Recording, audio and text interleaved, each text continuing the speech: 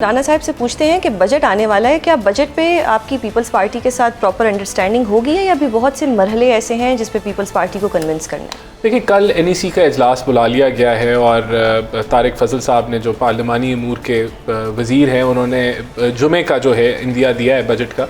तो definitely peoples party जो है उसका वोट बड़ा लाजिम था बजट के लिए। और जो इनके कंसर्न्स थे टैक्सेशन के हवाले से, प्रोविंशियल सरप्लस के हवाले से, बिस्प के हवाले से और PSDP के हवाले से, वो हमने इनके साथ बैठ के उन चीज़ों के ऊपर बातचीत की और मेरे ख्याल से काफ़ी हद तक जो है अब चीज़ें क्लैरिटी हैं। लेकिन देखिए, ये उसके अलावा IMF एक फैक्टर था, उसके साथ बैक एंड फोर्थ जा रहे थे, टैक्सेशन के हवाले से बहुत सारी चीज़ें थी। तो अब ये डेट आ गई है तो ये चीज़ें जो है इंशाल्लाह टाइमली हो जाएंगी।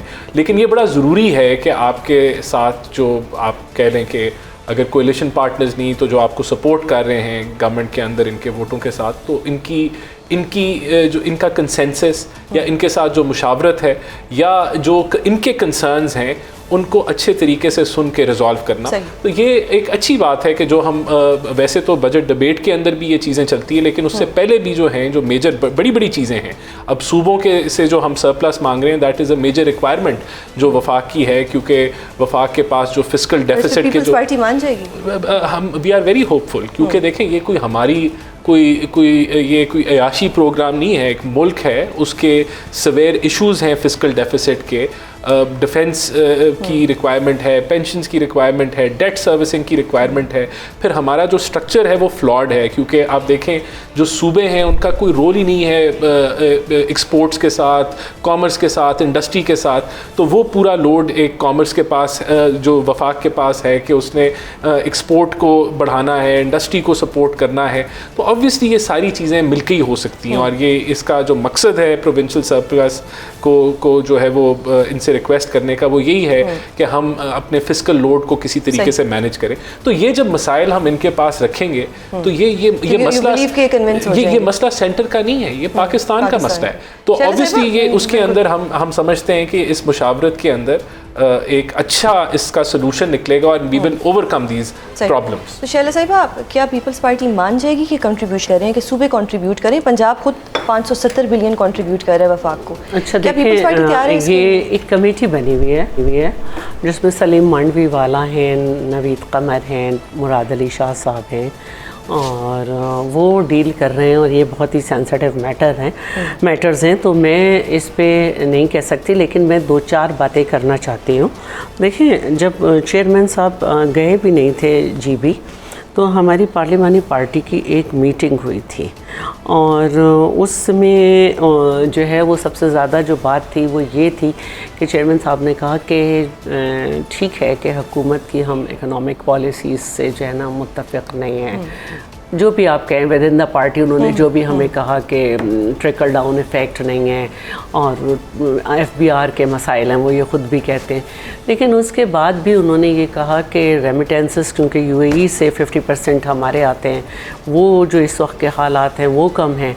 फिर ये कि जंग बंद हो जाए US की और ईरान की या नहीं बंद हो, आने वाले महीने इतने सख्त हैं कि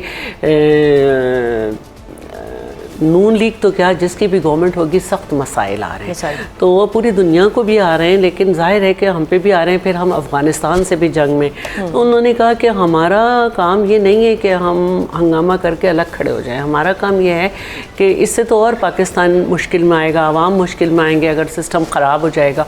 हमारा काम यह है कि हम बजट में बैठें, उसको सुलझाएँ, उसके मामले जहाँ हमारी राय हो सकती है हम अपनी राय दें। तो हमने उसको पास भी कराना है और उसको जो हम समझ रहे हैं कि जो इसके मुश्किल मैटर्स हैं उससे सही कराना है। तो ये उससे पहले की बात है।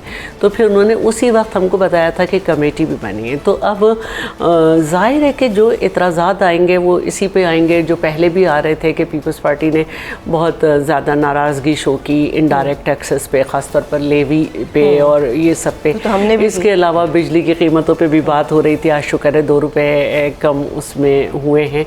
और इसके अलावा ये बात भी भी हो रही थी कि भाई FBR की जो एक नाकामी है, क्योंकि पिछली दफ़ा कभी इतना डेफिसिट था, कभी इतना, तो आप उसको कैसे जो है उसको आप आवाम पे कब तक डालते रहेंगे? तो इसका भी कोई तरीक़ा निकालें।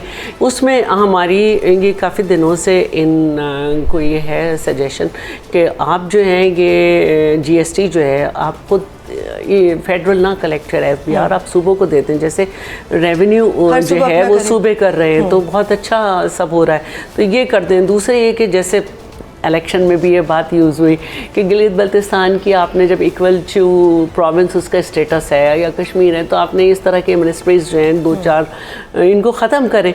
तो ये चीज़ें भी हैं कि बैठ के इस पर बातें हो रही हैं। अब जैसे अब मैं इकॉनमी तो इनका सब्जेक्ट है, मेरा तो है नहीं, लेकिन मैंने कुछ पॉइंट्स निकाले थे कि हमें तनख्वाहदार तबके के ख़िलाफ़ जो है ना, हमें लग रहा है कि अगर यही बजट आया, क्योंकि अभी हम किसी भी बात को कुछ नहीं कह सकते, क्योंकि जब तक NEC में नहीं बैठते हैं सब और इत्तफ़ाक़ राय नहीं होता।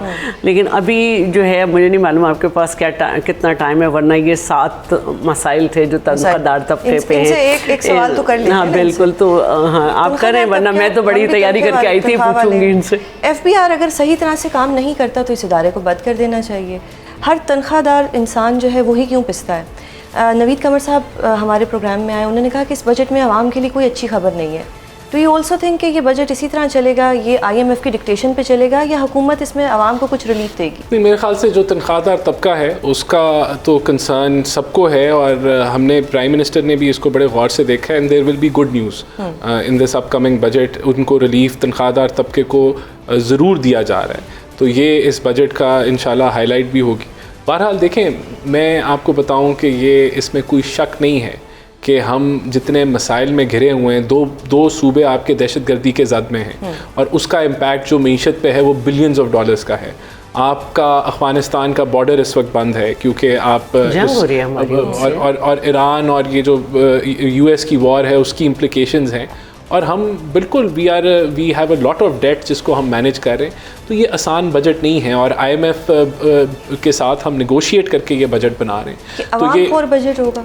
नहीं, देखें, अवाम खोर तब हो जब आपका रुपया जो है वो डीवैल्यू होना शुरू हो जाए। अगर हम इन चीज़ों को ना मैनेज करें, तो मैं वही बता रहा हूँ ना, अगर हम इन चीज़ों को इस तरीके से, जिस तरीके से हम मैनेज करते रहें ना करें, और ये रुपया 400 पे चला जाता, अगर हमारे रिजर्व्स गिर जाते, तो फिर जो तबाही अवाम के पास आनी थी वो 15-20 गुना ज़्यादा होनी थी। कर्जा भी तो साथ बढ़ा। नहीं, हमने मैनेज किया ना, कर्जों को कम किया as a percentage of GDP। हमने कर्जों को बीमारी का बताया। नहीं, तो ये हकीकत है। या तो ये हकीकत ना हो तो मैं इसको करूँ। देखिए, उसी को बदला है ना। अगर आज हमारे 17.2 अरब डॉलर के रिजर्व्स हुए हैं 4 बिलियन डॉलर से, तो ये शो करता है कि कोई बेहतरी हुई है। अगर आपका रुपया डॉलर के मुकाबले में मुस्तहकम है या बेहतर हुआ है, और ये ना होता, तो फिर जो तबाही होनी थी वो देखें, ये बिल्कुल हमारे लिए अब चैलेंज है कि हमने एक्सपोर्ट्स को बढ़ाना है, और जब तक हम नहीं बढ़ाएंगे, आम आदमी को रिलीफ नहीं मिला, जिंदगी और मुश्किल हो गई है। अब एक बंदे को 2-2 नौकरियां करनी पड़ती हैं। देखिए, मैं आपको यही बता रहा हूँ कि हमने नौकरी मिले तो बिल्कुल हमें ग्रो करना है, हमने मईशत को ग्रो करना है। इस साल मैं वही बता रहा हूँ ना, इस साल हमारी 3.2% की